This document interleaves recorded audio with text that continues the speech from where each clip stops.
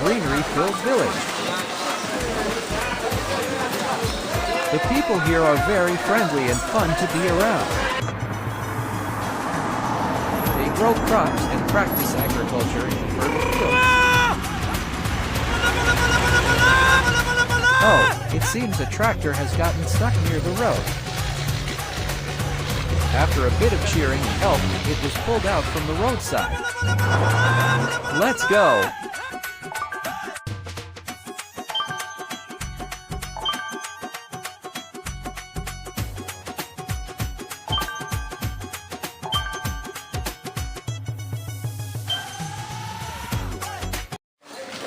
Welcome to a beautiful greenery-filled village. The people here